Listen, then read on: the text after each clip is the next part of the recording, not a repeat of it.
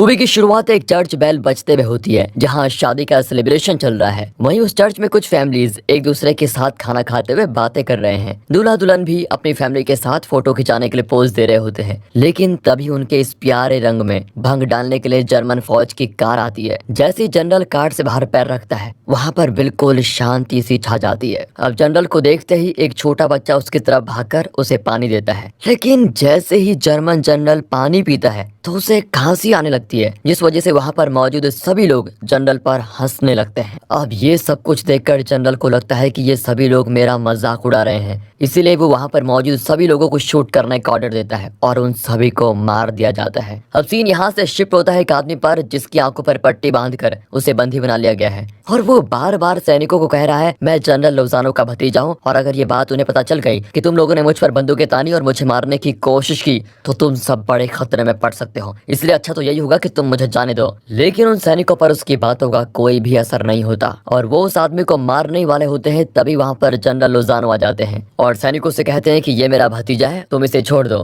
फिर जनरल के ऑर्डर के बाद उसको छोड़ दिया जाता है। अब हमें अगले सीन में जनरल लोजानो और वही आदमी जिसका नाम जैन है दोनों एक साथ बैठे हुए दिखाई देते हैं। तब पता चलता है कि जैन पेशे से वकील है और वो जनरल का भतीजा नहीं, बस अक्सर अपनी जान बचाने के लिए जनरल का भतीजा होने का झूठ बोलता है। अब जनरल जैन से कहते हैं कि ये तीसरी और आखिरी बार है जहां मैंने तुम्हारी जान बचाई, लेकिन अब तुम्हारी जान के बदले तुम्हें मेरे लिए एक काम करना होगा। जैन पूछता है कि बताइए मुझे क्या करना होगा। फिर जनरल उसको एक लिफाफा देते हुए कहता है तुम्हें इसको कर्नल तक पहुंचाना है। अब जैन को पता चलता है कि कर्नल तो इस वक्त एक ऐसी जगह पर है जहाँ जाना यानी मौत से दो दो हाथ करना है। लेकिन जैन के लिए मुश्किल ये भी थी कि अगर वो नहीं जाता तो उसे नाजी सैनिक फांसी लगाकर मार देते, इसलिए जैन के पास कर्नल तक जाने के अलावा और कोई रास्ता नहीं था। हालांकि जैन के लिए ये काम उतना मुश्किल भी नहीं है क्योंकि जैन एक वकील होने के साथ साथ एक कैप्टन भी है। जैन के पिता की मौत हो चुकी है लेकिन उसका भाई अभी भी जिंदा है। अब ना चाहते हुए भी जैन कर्नल को चिट्ठी देने के लिए मान ही जाता है, लेकिन जैसे वो जनरल को बताता है कि मुझे ड्राइविंग करने नहीं आती तो जनरल उसके साथ डिक्रूज नाम के एक लड़के को भेज देता है जो कि जंग के वक्त फौज से भाग कर आया था, इसलिए उसे यहाँ पकड़ कर रखा गया है। साथ ही डिक्रूज बहुत ही अच्छा ड्राइवर है, इसलिए जनरल जैन के साथ उसे भेज देता है।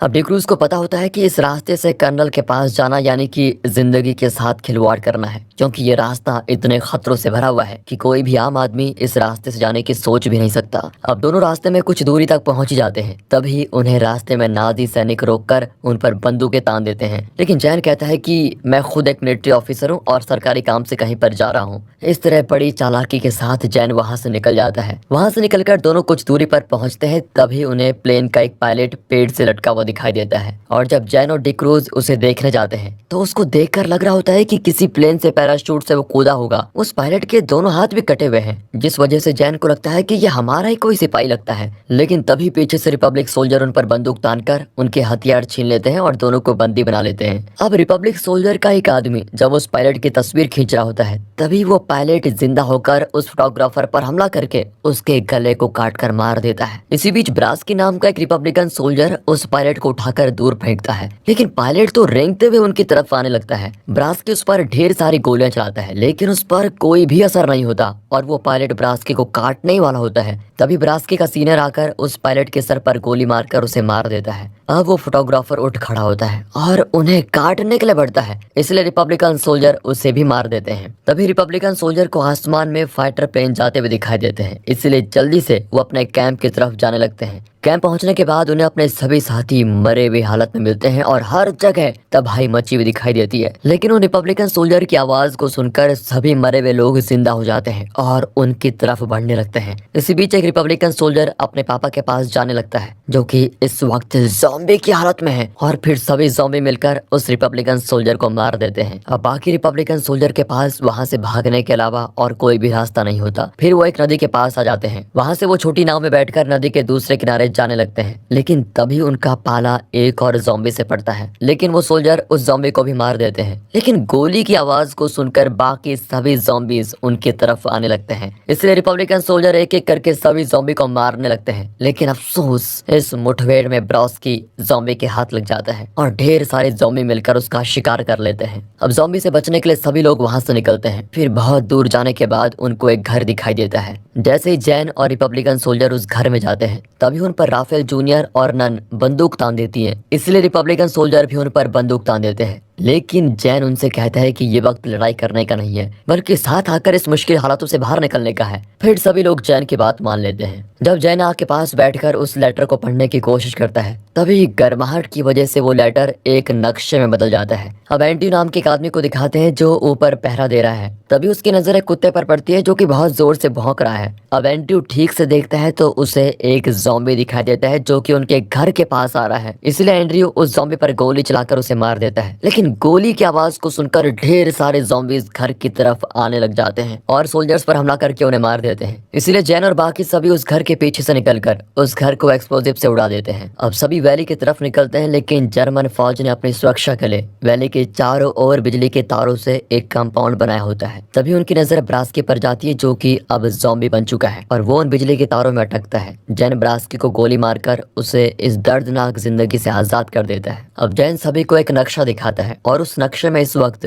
वो सभी जहाँ पर मौजूद हैं वहाँ पर एक रेड मार्क बना हुआ है। नक्शा देखकर सभी को ऐसा लग रहा होता है कि ये जो भी हो रहा है सब जैन की ही करतूत है और उसी की वजह से ये सभी लोग ज़ॉम्बी बने हैं। तभी जैन कहता है कि मुझे खुद नहीं पता कि ये एक नक्शा है और मेरा यकीन करो इस सब में मेरा कोई हाथ नहीं है। वो आगे कहता है कि अगर हम वैली की तरफ जाएंगे तो शायद बच सकते हैं, लेकिन अब वैली की तरफ जाने के लिए कुछ लोगों की हाँ होती है तो कुछ लोगों की ना, इसलिए सब वोट करते हैं और मेजोरिटी जॉन के साथ होती है और फिर वो सब वैली की तरफ जाने का डिसाइड करते हैं। अब जैन और बाकी सभी वैली की तरफ पहुंचते हैं और ये वैली कोई और नहीं बल्कि मूवी की शुरुआत में हमें दिखाई गई वेडिंग सेरेमनी की जगह है जहां पर जर्मन सोल्जर्स ने सभी लोगों को मार दिया था। वैली में पहुंचने के बाद उन्हें एक गाड़ी दिखाई देती है और गाड़ी को देखते ही डिक क्रूज उसे ठीक करने के लिए चला जाता है ताकि वो आगे का सफर गाड़ी से तय कर सके। साथ ही उन्हें वहाँ पर एक नीले कलर का पाउडर भी मिलता है जो की एक ड्रग है। अब जैन और कुछ लोग पास ही मौजूद एक वेयर हाउस में जाते हैं जहाँ ढेरों सारे मेडिकल इक्विपमेंट्स हैं जिनको देखकर लग रहा है कि हो ना हो यहाँ पर कोई एक्सपेरिमेंट्स हुए हो।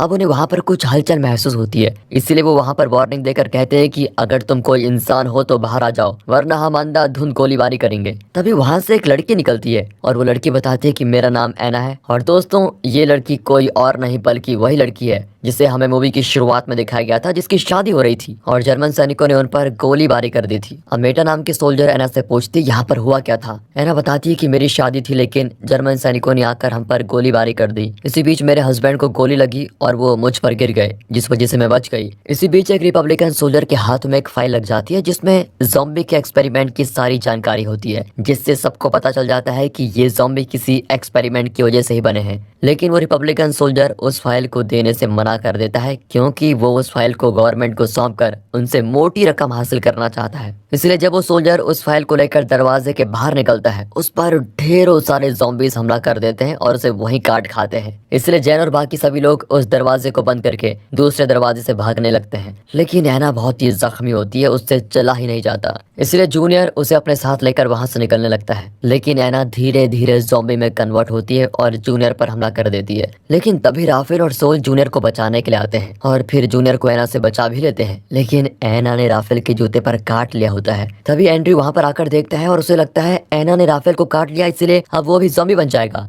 इसीलिए एंड्रयू राफेल को मारने वाला होता है। तभी राफेल अपना जूता उतार कर एंड्रयू को दिखाता है कि ऐना ने सिर्फ उसके जूते पर काटा है, उसका पैर बिल्कुल सही सलामत है, इसलिए एंड्रयू उसको नहीं मारता। अब जैन और बाकी सभी बड़ी मुश्किल से उस वेयर हाउस से बाहर निकलते हैं, लेकिन नन खुद को उस वेयर हाउस में बंद कर देती है और कैप्टन को बताती है कि जब वो लोग जूनियर को बचा रहे थे तब उसे ऐना ने काट लिया और वो नहीं चाहती कि उसकी वजह से बाकियों की जान खतरे में पड़े। फिर कैप्टन नन को कुछ एक्सप्लोजिव देता है ताकि वो ज़ॉम्बी से लड़ सके और नन उस वेयर हाउस को खुद के साथ उड़ा देती है, जिसके साथ कुछ ज़ॉम्बीज भी मारे जाते हैं। तभी डी क्रूज उस गाड़ी को ठीक करने वहां पर आता है, जिसके बाद सभी लोग उस गाड़ी में बैठकर निकल जाते हैं। अब हमें पता चलता है कि गाड़ी चलाते वक्त कुछ ज़ॉम्बीज ने डी क्रूज पर हमला कर दिया था, जिस वजह से कुछ देर में वो भी इन्फेक्टेड होकर ज़ॉम्बी बनने वाला है, लेकिन डी क्रूज ये बात किसी को नहीं बताता। अब सभी लोग पहाड़ी की एक चोटी पर पहुंचते हैं और जैन कैप्टन को बताता है कि इस कैंप के नीचे एक सुरंग है जो कि इस इलाके से बाहर निकलती है। अगर हम उस सुरंग तक पहुंच जाते हैं तो यहाँ से सुरक्षित बाहर निकल सकते हैं। इसीलिए अब जैन उस कैंप में जनरल लोजानो से मदद मांगने के लिए जाता है और उन्हें बताता है कि मेरे साथ मेरे कुछ साथी भी हैं जो कि अभी तक इन्फेक्टेड नहीं है और ना ही हमें उनसे कुछ खतरा है, लेकिन जनरल उनकी मदद करने के लिए मना कर देता है। इस वक्त जनरल लोजानो के साथ वो हथियार ऑफिसर भी होता है जिसकी वजह से वैली में ढेरों सारे मासूमों की जान गई थी। अब जनरल के इस फैसले से जैन बहुत ही नाराज होता है और अपने साथियों के साथ वापस आने लग जाता है। दूसरी ओर वही हत्यारा जनरल लोजानो को मार देता है। अब डी क्रूज जैन को बताता है कि मैं इन्फेक्टेड हो चुका हूँ इसलिए वो एक्सप्लोजिव लेकर उस कैंप की तरफ बढ़ता है ताकि वो कैंप की फेंसिंग को तोड़ दे और बाकी सारे साथी उस सुरंग तक पहुंच जाएं। और होता भी वैसा ही है। डिक क्रूज एक्सप्लोजिव्स को ब्लास्ट करता है और जैन और उसके बाकी सारे साथी सुरंग की ओर जाने लग जाते हैं। लेकिन एक्सप्लोजिव्स की आवाज को सुनकर वहां पर ढेरों ज़ॉम्बी आते हैं और सारे सिपाहियों को काटकर मारने लगते हैं। लेकिन इसी बीच जैन और उसके साथी बचने में कामयाब होते हैं। अब दिखाते हैं तो जैन, कैप्टन और मेटा ज़ॉम्बी के बीच में फंसे हुए हैं, लेकिन राफेल वहां पर आकर उन तीनों को बचा लेता है। अब जैन और मेटा दोनों इस बीमारी का एंटीडोट लेने के लिए आगे जाते हैं और दूसरी ओर कैप्टन वहां पर एक ट्रेन को स्टार्ट करने लगता है। यहाँ दिखाते हैं तो जूनियर और एंड्रयू उन ज़ॉम्बी से बचने के लिए एक ट्रक में घुस जाते हैं और आखिरी बार अपनी फैमिली को याद करके एक्सप्लोजिव्स के साथ खुद को उड़ा देते हैं, जिसमें कई सारे ज़ॉम्बीज भी मारे जाते हैं।